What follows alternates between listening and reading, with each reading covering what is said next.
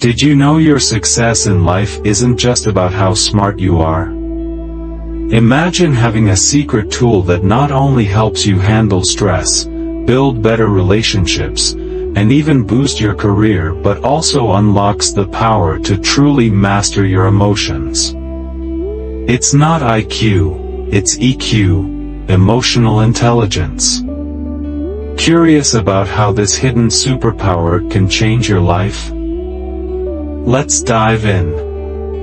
Emotional intelligence. 50 effective ways to improve communication skills, EQ, and mastering your emotions. Chapter 1, The Definition of Emotional Intelligence. What does it really mean? For a while now, I wasn't entirely sure what emotional intelligence was or how it would affect me in the long run. Sure, I heard of IQ, but not EQ. IQ can sure get you far in life, but EQ gives you the ability to handle all that life gives you. So a quick definition of emotional intelligence is the ability to identify, use, understand, and manage emotions in positive ways to relieve stress, communicate effectively, empathize with others, overcome challenges, and diffuse conflict. Whoa! Emotional intelligence really means a lot. Not just one thing, but 8. Sounds a little confusing? Well, hold on. If we break it down into 4 main attributes, then we can successfully define what emotional intelligence really means. Attribute 1. Self-awareness. You have the ability to identify your own emotions and how they affect your thoughts and behavior. You are able to figure out your strengths and weaknesses. You are able to know your self-confidence. You are able to feel your self-worth. You are able to achieve great awareness. Attribute 2. Self-management. You have the ability to control impulsive feelings and behaviors. You are able to manage your emotions in a healthy way. You take initiative, you follow through on prior commitments, and you adapt to your surroundings. You are in control.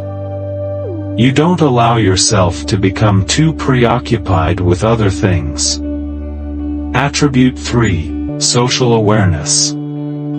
You have the ability to understand emotions, needs, and concerns of other people. You are able to pick up emotional cues, so to speak. You are able to feel comfortable socially and recognize certain dynamics. Attribute 4. Relationship management. You have the ability to develop and maintain strong relationships. You are able to form meaningful relationships and have strong friendships. You are able to clearly communicate, inspire, and influence. You are able to work well in a team atmosphere. Wow! So being emotionally intelligent is a really big deal. What do I mean exactly? Well, think back to those attributes and see how just those alone affect our lives. It affects almost every day of our lives. Important to know that behavior is a clue to emotional intelligence. Behavior is the key to further development. Emotionally intelligent people are able to identify certain types of behaviors and certain interactions. They are able to recognize their own emotional states as well as the emotional states of others. They are able to engage easily with one another, and use emotions as a tool to better understand someone. Once you understand different emotions, you can lead a healthier life and be more in control. Being in control of your emotions is another way of mastering your emotions. It also goes to play with improving your communication skills. All of this actually goes together. Like a chain reaction, there is a reason for everything, and that reason helps everyone or everything it comes across. Chapter 2: Why is emotional intelligence important? Why do we need it? What makes emotional intelligence so crucial to our development? Well, as already discussed, various things. However, there are 4 main aspects of your life in which emotional intelligence can truly help. Might seem like common sense to some, but I will break it down for you nonetheless. Here are the reasons. Reason 1: your performance at work. Emotional intelligence helps you jump over the dozen of hurdles that social disputes provide. It can help you become a leader in times of need. It can help you motivate others as well. Interesting fact, but did you know most job companies now perceive emotional intelligence as being just as important as IQ? It is true. More companies are requiring an EQ test before hiring. So aren't you glad that you are reading this book? Reason 2: your physical health. Stress can become problematic and start to affect your body. This could lead to serious health problems down the road and more doctor visits. Uncontrolled stress can lead to problems like a high blood pressure, the risk of heart attack or stroke, weaken the immune system, speed up the aging process, and even contribute to infertility. Holy shit, I had no idea stress could lead to all of that. Emotional intelligence helps you control your emotions and easily relieve stress. Reason 3: your mental health. Again, referencing back to uncontrolled stress.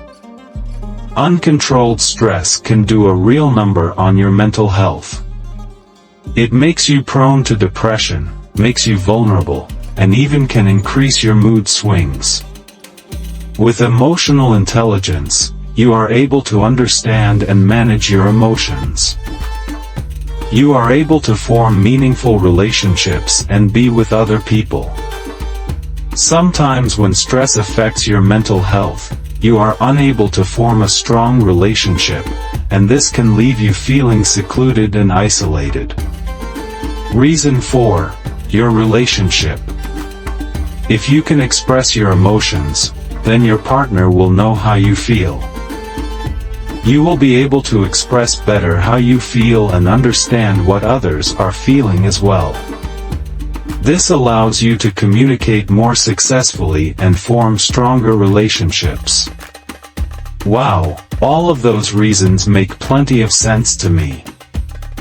In fact, if I look at my life now, I can see how emotional intelligence would lead to a great improvement.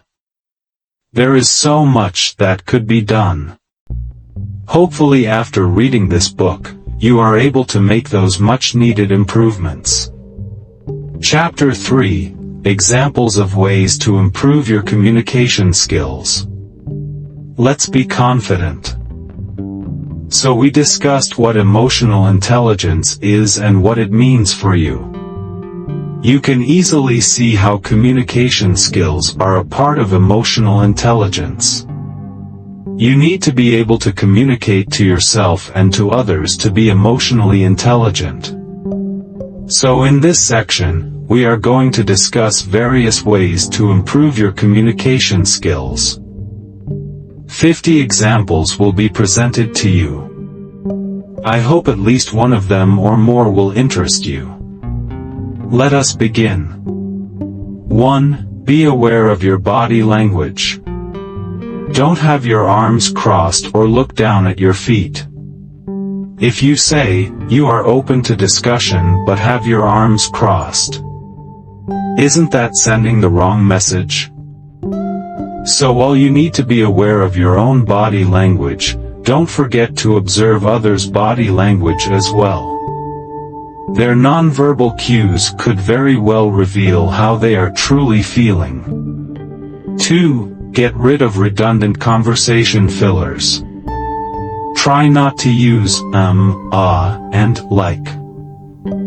Those are the three most redundant and awkward words that often show up in our conversations.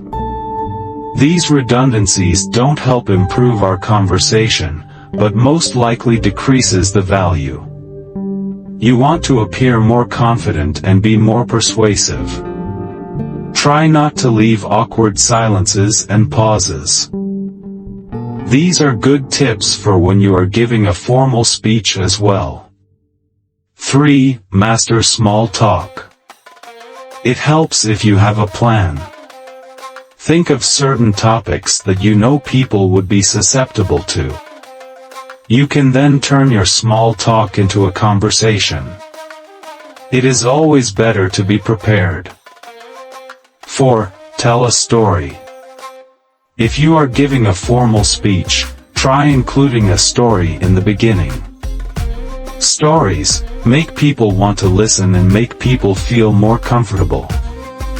Stories also tend to pique interest. 5. Ask questions and repeat the other person. If you ask questions or even repeat what the person has said, this shows that you are interested. This can also help with small talk and filing in those uncomfortable silences.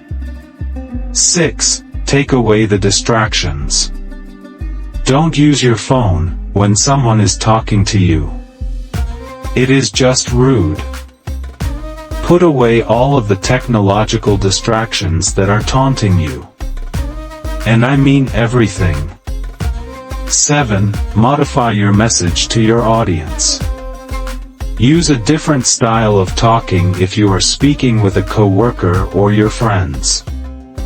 Always be aware of the other person's perspective when you are trying to make a point.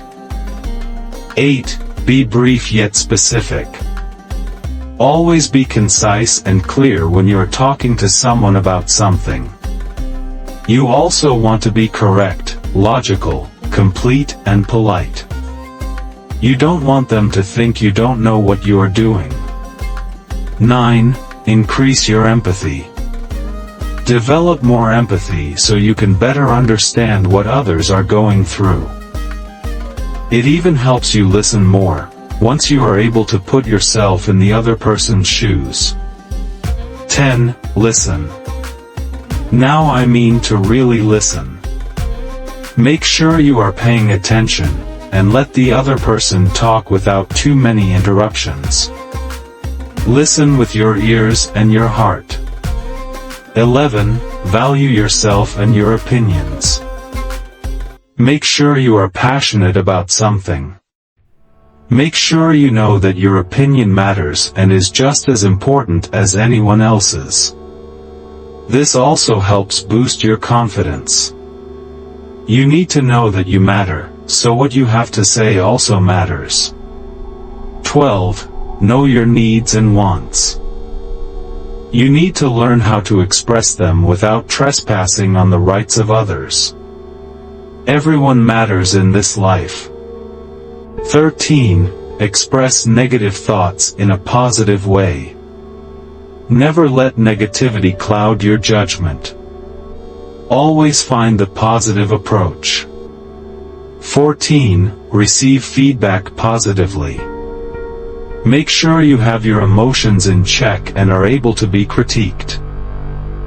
I know no one likes to be criticized, but if you just listen to the feedback, then this is a tremendous first step to improving your communication. 15. Learn to say no. Sometimes your conversation might take you down a path that is uncomfortable and dreadful. Keep your values and morals on point. Don't be too passive, but also not overly aggressive. Be assertive. 16. Have one conversation at a time. Don't multitask and try to talk to two people at the same time. People don't want your divided attention. They want to feel like they are special. Give the other person focus time. Give them your undivided attention. 17. Look people in the eyes. I know this is hard for many of us. I even have issues with looking people in the eyes when I have conversations, but looking someone in the eyes expresses truth and honor. It makes a person more likely to be interested and to believe in what you are saying. 18. Ask at least 2 questions. This goes back to the other tip of making sure to ask questions in general. However, 2 will be sufficient. Once questions are being asked, interest is being shown, and the other person feels accepted. This could even make your conversation last longer. 19. Write things down. It is hard to keep everything in your head, and what better way to show you are paying attention than to write the information down.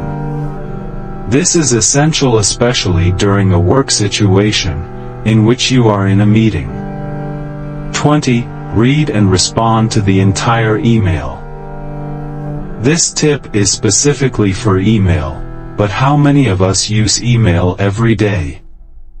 Almost everyone. So I thought it prudent to include this tip. Make sure you comprehensively read the entire email, so you don't miss anything. It looks bad if someone has to keep emailing you because you didn't answer what they wanted in the first place.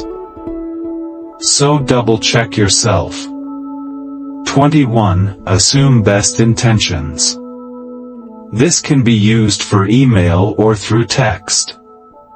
There is a lot of miscommunication when you can't see other people's expression. You don't know how they mean what they wrote most of the time. Usually, we assume, and that gets us into trouble. So always assume the other person only has good intentions. It is okay to assume that. 22. Close the loop. Make sure you have successfully finished the conversation and that nothing is left unsaid. Double-check that everyone has understood what you have just discussed. Don't leave anyone hanging. 23. Have the courage to say what you think. You need to be confident. Many have issues communicating because they feel like what they have to say is insignificant to everyone else. This is a bad behavior, and with time can be changed. This is a negative behavior pattern, and most likely was never addressed. Well, we are addressing it now. 24. Practice. If you have trouble communicating, then what better way to improve than to practice? Practice in front of your mirror, or maybe practice with your pet. It might sound silly, but practicing is the only way you will get better. 25. Use gestures. Most people agree using gestures helps get your point across. These gestures help make your whole body talk.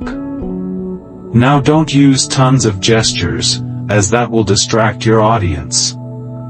26. Don't send mixed signals. If you have to deliver a negative message, make your words and facial expression and tone match the message. Don't pretend to be something that you are not. If you are going to fire someone, would you be all happy about it? No. Most likely you would have a serious but somber tone. 27. Enunciate your words. This tip specifically refers to how we communicate and the actual process. Make sure you speak clearly and don't mumble. If people are asking you to repeat yourself, then turn up the volume. 28. Pronounce your words correctly. People will most likely judge you if you mess up on a simple word. If you don't know how to use the word, then pick another word. Improve your vocabulary by reading more and becoming more intelligent. 29. use the right words. Make sure the words you are using are used in the right context. Don't use a word because you think it is fancy and will sure to impress. If you don't use the word correctly, then you will look like a fool. And that will not impress anyone. 30. Slow down. Make sure you aren't racing through the conversation. It is normal to be nervous, but don't let that nervousness take you over. Be careful with your speed. Take a deep breath if you need to. 31. Develop your voice. If you have a high voice, then maybe try some vocal exercises. Most people find low voices to be soothing and more favorable. It is up to you, though, as this tip is more directed towards your personal preference. 32. Animate your voice. If you have a monotone voice, then you better try to change it. People could easily lose interest if you have a monotone voice. Try to use different dynamics to animate your voice. Otherwise, it will be very boring, and your listener could fall asleep. 33. Use appropriate volume. Make sure your volume is proper for the surroundings. If you have a large group, then make sure you are speaking louder. If you have a small group that is in proximity, then you really don't have to speak as loud. 34. Pause. Make sure you include a few pauses when you communicate. Pauses help give the other person time to reflect and adjust to what has just been said. Pauses also make you look more dignified and refined. 35. Putting it together. Make sure what you are saying has a meaning and actually makes sense. This reminds me of one of my favorite movies: Planes, Trains, and Automobiles. The one character tells the other, and by the way, you know, when you are telling these little stories, here's a good idea: have a point. It makes it so much more interesting for the listener. This is true. 36. Show appreciation. Make sure that you express your gratitude to your listener. Make sure he or she knows that you are grateful. Appreciation and praise can be viewed as a positive contribution to the conversation. 37. Connect. Try to connect on a personal level. Try to include common hobbies, sports, or even children in your conversations. Most likely those topics will be familiar with your coworkers or friends. Obviously, don't discuss children if neither have you had any. That could be seen as crude. 38. Focus on the result. Make sure you know what result you want before you begin speaking. Knowing this will help you determine the right tone and approach to succeed. You will know what you want to do and how you plan to do it.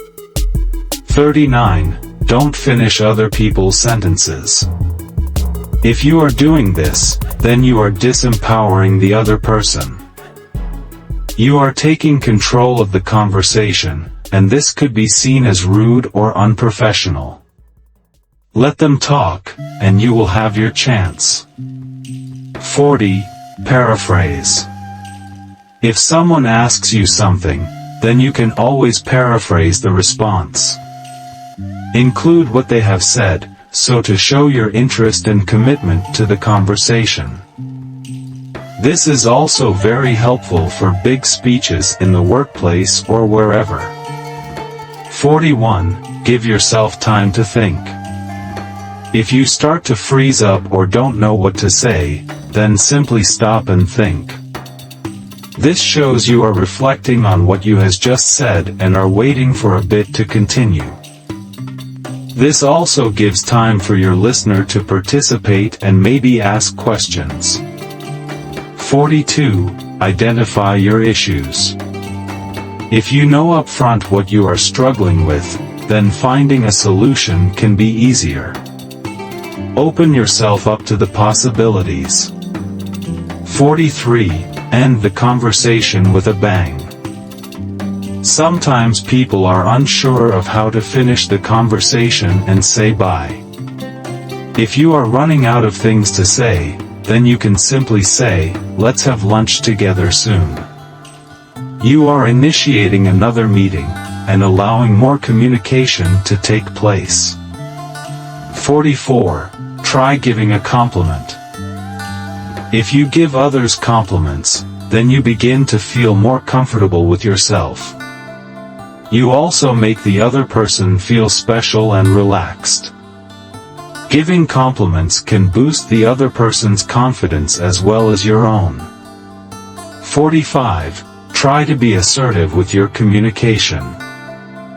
You don't want to be considered too passive or overly aggressive with your communication. You need to be able to express what you want and go after it. This was discussed earlier on in the book. 46. Try to be more social. Go out more places and get yourself comfortable with the idea of communication. Give yourself more places and chances to adjust. Maybe try a bar or an amusement park. Both places provide ample opportunities to break out of your shell. 47. Don't be shy. Break out of your shell and allow yourself to be free. I know some people are so shy that they can hardly even communicate to their spouse. This is an unhealthy behavior and needs to be corrected. It might take some time, but soon your personality will be shining through. 48. Don't forget to laugh. Sometimes people think all conversations have to be serious, but if it is too serious, then it will become tedious. Add a joke, and get them laughing. Show them that you can be humorous, and they will appreciate the gesture. 49. Get comfortable. If you are uncomfortable, then figure out why. Allow yourself the chance to get comfortable. Try to adjust to the situation or scenario. Look into why you are feeling uncomfortable. Try to figure out the exact trigger. 50. Last but not least. Dress for success. If you dress well, then others will find your communication more effective. The ability to dress links back to the ability to think. Some believe that anyways. Wow, 50 examples. Did any of those help you out? Did they confuse you in any way? Try rereading them and trying them out for yourself. Remember that many of the examples could go hand in hand. So now that we know more about how to improve our communication skills, then maybe we should look into improving our emotional intelligence skills. How do we increase our emotional intelligence? Well, if you just follow me to the next chapter, then you will see various ways that can help you improve. Chapter 4, Ways to Increase Your Emotional Intelligence. Let's get it soaring. So we already have come to the conclusion that emotional intelligence is crucial to our very well-being. Now, how do we get our level of emotional intelligence higher? We want to be all that we can be, so we want to reach for the stars. However, to improve our emotional intelligence, we need to be able to understand and manage our emotions. This is achieved by developing key skills for controlling and handling overpowering stress. Here are a few ways we can improve our emotional intelligence. 1. We need to learn how to quickly reduce stress in the moment in different settings. This simply means we need to be able to deal with our stress, no matter where we are. The setting should not be a factor because we should be in control. We need to realize when we are stressed and identify our stress response. We need to figure out our different stress triggers. We need to be aware of them. 2. We need to learn how to recognize our emotions and keep them from overpowering us. Sometimes our emotions tend to control us, or we let them be the leader. We need to be in control of ourselves. We need to figure out how we experience our emotions. Can we experience intense feelings? Do we experience discrete feelings and emotions? We need to make sure that we are paying attention to our emotions. If we don't pay attention, then we are sure to miss something. Who knows, the thing we miss could be the biggest of all. 3. We need to be able to connect emotionally with others by using nonverbal communication. We need to pay attention to the body language of others. Make sure we make eye contact with the other person and focus on him or her as well. We need to pick up certain behaviors of others and see if their nonverbal language is conveying the same thing. 4. We need to learn to use humor and play to counterattack challenging situations. This goes back to one of the examples, remember to laugh. Maybe become more creative to try to smooth over the differences. Don't take it too seriously and remember it can only get better. 5. We need to learn how to resolve conflicts positively and with confidence. Make sure you choose arguments and stay focused in the present. Always remember to forgive and accept the unchangeable. Most importantly, make sure you are able to resolve your conflict. Try not to leave it unresolved if you can. It is better to find the solution than to wait. Once we have mastered these skills, we will be able to develop and improve our emotional intelligence. It will take time, but in the end, I know it will be worth it. Emotional intelligence is critical to our well-being. So why wouldn't we want to try and improve? Reread those tips and use them in your life. Practice and soon you will be able to develop and improve your emotional intelligence. Chapter 5, Mastering Your Emotions. Become the master. Throughout the book, emotions, communication skills, and emotional intelligence have been discussed. We have already agreed that all of these aspects come together to form a much bigger concept. Mastering your emotions is the key skill one must attain to become emotionally intelligent. It is the most crucial to further development and improvement. Here are a few ways to master your emotions. 1. First, identify what you are feeling. Do you really feel angry, or is it something else that is bothering you? You need to get clarity on the emotion and question it. Most of the time we feel angry, but we don't know the cause. We assume we know the cause, but in the end, we really have no idea. Most likely we are transferring our anger from something onto something else. 2. Second, acknowledge and appreciate your emotions. Be grateful for your emotions. Know that your emotions support you through your life. Be thankful that they are guiding you and giving you a secret message. This message only you can see. Be happy that you can feel and are emphatic. Some people are closed off and have no inner connection with their emotions. But you do. So use your inner connection and understand the message. 3. Get curious about the message this emotion is giving you. Ask these questions. What else could this mean? What can I learn from this? How do I want to feel? What am I willing to do about it? Ask yourself these, and wait for an answer. How do you want to solve this problem? How can I learn from this? Have I felt this before? If so, what did I do back then to solve it? 4. Get confident. This hint has been mentioned several times throughout the book. This is the fastest, simplest and most powerful way to handle any emotion. You need to be confident. Your emotions will strengthen over time once you have the confidence to improve them. You will develop an entirely new way of thinking.